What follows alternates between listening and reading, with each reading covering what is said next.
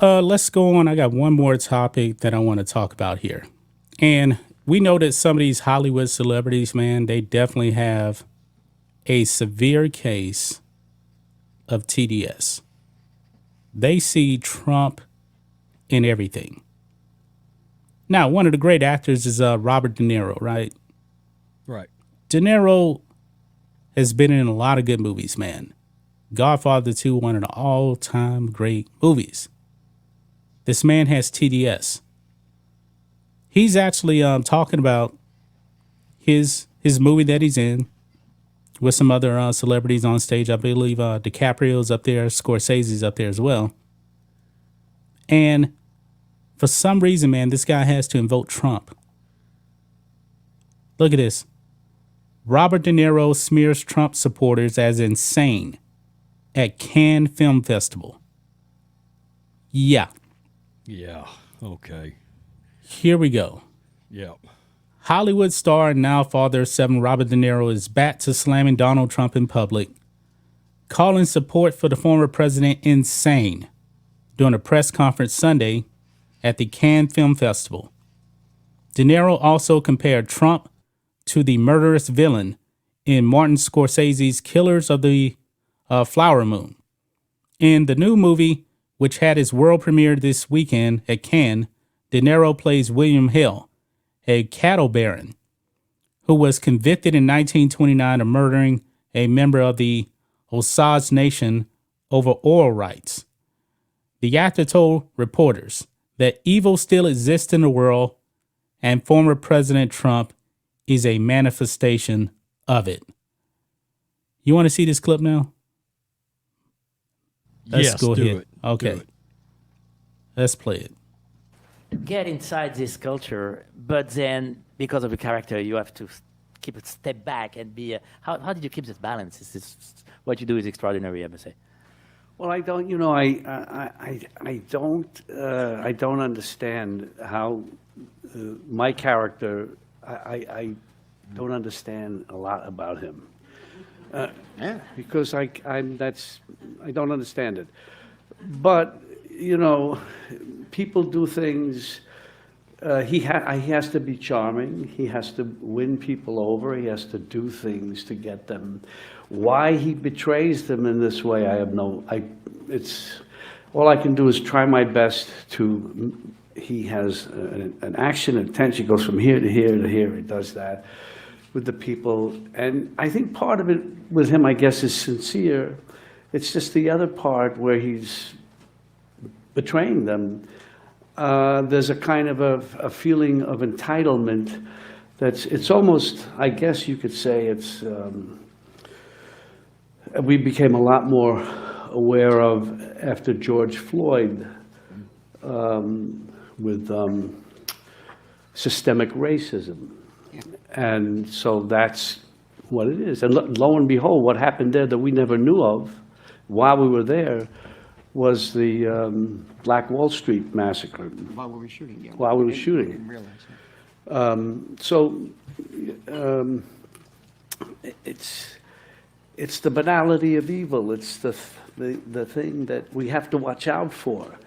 And we see it today, of course, we all know who I'm going to talk about, but I won't say the name. Because that guy is stupid. Imagine if you're smart. Even Hale, Yeah. Hale was smart in many ways, and so it's something that is systemic, and that's the scary part about it. I'm reading a book now called Rat Line. It's about the Nazis that were trying to get back through to South America here and there, hiding out in Rome and so on, in Italy. It's fascinating, but it's just, Well, it's interesting. It's just, the whole thing is, it's there, and you got to really keep your eye on it. yeah, it's about a kind of superiority. Yeah. You know, Yeah. the Third Reich superiority, the masters. Well, I may love them, but, I'm superior to them, so they're going to die anyway. I mean, that's the thinking, Yeah. I guess. He felt he was loved by the people, and some people probably did love him. Yeah. Not looking at the other side. I still don't understand certain things. too. I don't know. Yeah. Here we go. There you have it. Oh God. Wow. Yeah. You know what? I still don't understand it. He just I heard, I don't know who was talking, but somebody brought up superiority. You know, when Trump walks into a Ohio McDonald's and buys everybody some food and eats some French fries with them, it doesn't really feel like a guy that's trying to be superior to everybody else when he's standing in a room. Or when he hosted people into the White House, people said that he didn't have the arrogance or ego that you would expect out of a president. He would sit down and have a legitimate conversation and very much acted like he actually did care about what people would be talking about, and he would be engaged. Some of that's got to do with him being an excellent businessman, because that's a good trait to have when you're a negotiator, is to listen and be attentive and actually pay attention. It's wild how these Hollywood people view Trump, and Trump supporters, by the way. Yeah. I just don't understand it. Well, have you ever even went to a rally? Have you sat down and talked to people, actual Trump supporters? Of course you haven't, because you're in your bubble. You think you're too good to sit down and talk to those people. You're making a point here. You think Trump supporters are idiots, and we know they're not. Trump supporters is it's a very wide range of people. You got very blue collar people, and then I know people that's got PhDs that support Trump, and everybody in between of all colors, shapes, sizes, you name it. But he's going to play his moral high horse here and try to drag that into something involving Trump and this role he's in.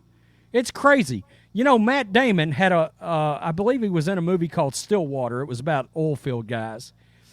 And we all know Matt Damon's an actor. We all know he leans left. He went down and he spent a significant amount of time with oil field workers in Oklahoma.